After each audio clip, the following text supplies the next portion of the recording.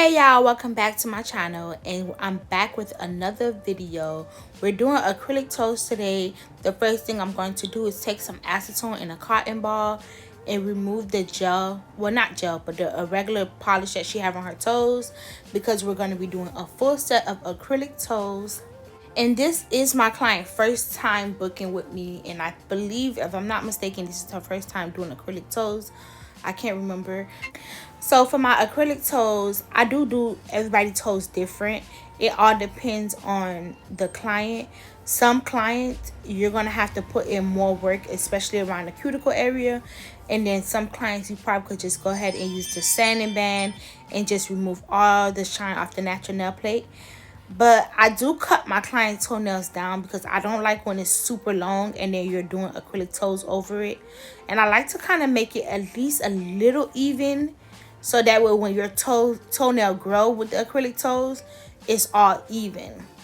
So I'm just gonna go ahead and clip her toenails down, take my sanding band and remove all the shine off the natural nail plate, and make sure I get super close to the cuticle area, because all that dead skin needs to be removed off. I'm really thinking about getting into polygel toes, so my next video, by the time I do another acrylic set, it's not going to be acrylic, it's going to be polygel. So I'm going to try polygel for the first time and see how I like it. I like doing acrylic toes, but I heard polygel is a lot safer and better for your toes. The only thing I do not like about acrylic toes is when you hit your acrylic toe, it hurts like hell. When I tell you, it hurts so bad. But what I do like about acrylic toes is that it's just all shaped evenly. It's a perfect square, and if you have damage to your toes, like if your toenails doesn't grow, it is a nice thing to do. Just put the acrylic toes on and you look like nothing ever happened to your toes. But I'm going to give polygel a try. So my next toe video, look out for that. It's going to be a polygel.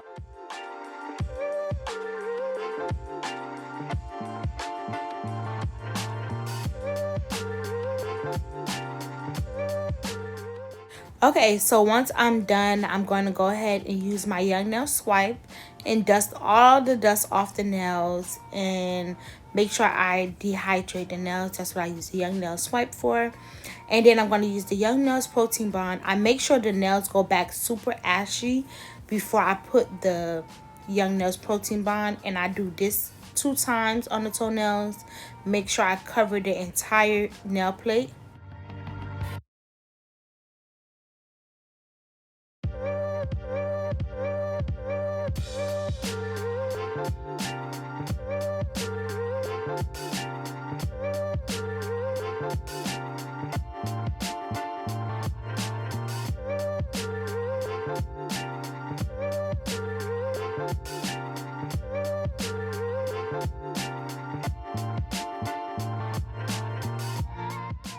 The acrylic I'm going to be using today is from my local nail store, and it's just a perfect nude acrylic. And I'm just going to go ahead and place this bead down. Like I always tell you guys, I use a couple of drops of acetone into my monomer, so that way the acrylic is not so runny, because I like to work with more of a drier bead when you're doing acrylic toes. But for this bead right here, it was super runny, so I had to like let it sit for a little bit and then go ahead and mold it. When it comes down to acrylic toes, you have to make sure you're molding the acrylic. You don't want to move it so much where you're moving too much product off, or where it's like flooding the cuticle area. So I always make sure I clean around the side walls and just make that perfect square shape using the acrylic. And I put my brush into like my monomer when it's too dry, so I could get it to be a little bit more wet. And I just pat it. I just pat it down and mold it. And that's all the thing you want to keep on doing for every toe. Patting it and molding it. And if you feel like you picked up too much of a acrylic bead, all you have to do is take your cuticle pusher or the tip of your brush and cut the acrylic off Like, you're gonna see I do it on one of these toes where I felt like I picked up too much of acrylic.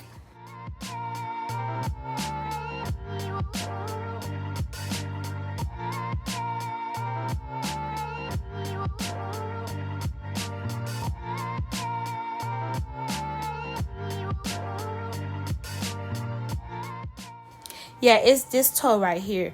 Don't be like me. Do not pick up this big bead. I don't know what I was thinking. I picked up too much acrylic, but that's fine. Like, I know how to control the acrylic, and I know when it's too much and how to cut it off when I need it to be cut off.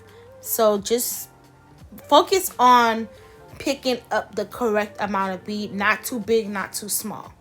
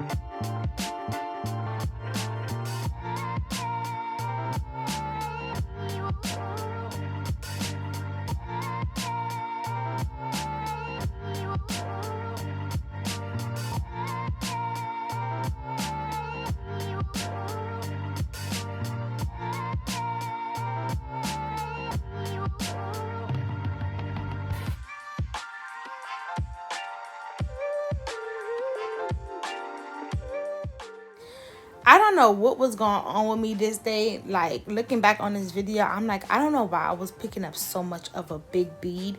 But I think it's more so because I was trying to cover the pigment color of her natural toenails. I was trying not to make that show, like the dark areas, through the acrylic. So I was picking up more beads than usual when it came down to the big toe. But I do drill a lot down. So don't look at it and be like, oh my God, look, this is too thick. No, I do drill a lot of the acrylic down. That's my problem right there. Like, I be having to drill so much, which I hate, because it's like I want to make my work faster, not harder. I don't want to pick up so much bead where it's like so much acrylic that it's like I have to drill it all later on, because it's like that's a lot of work to do at the end. But it's fine. I figured it out. I just cut some of the acrylic off, and I make sure the nail is as thin as possible, because you want it to look natural. When it comes down to acrylic toes, you want it to look natural. Even if you do make a mistake like I was doing, picking up a lot of acrylic beads and putting acrylic all over the toes, make sure you drill it down. Do not let your client walk out with a thick toenail. I make sure I drill it as thin as possible so it can look very, very natural.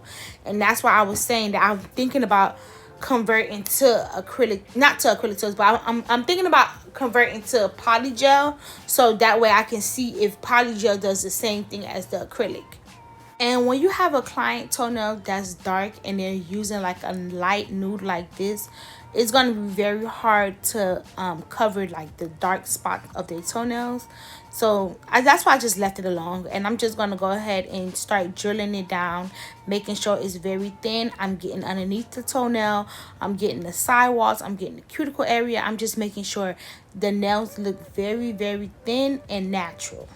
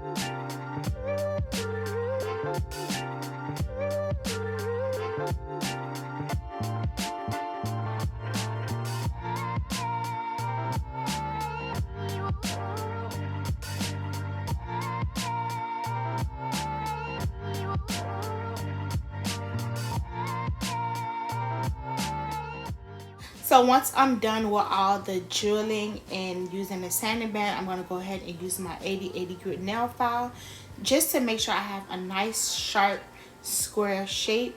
A lot of people do not like square toes, but I do. That's what I like, and my clients like it as well. And once I am done, this is the final look. Thank you guys so much for watching. Please like and subscribe, and don't forget to leave a comment. Bye.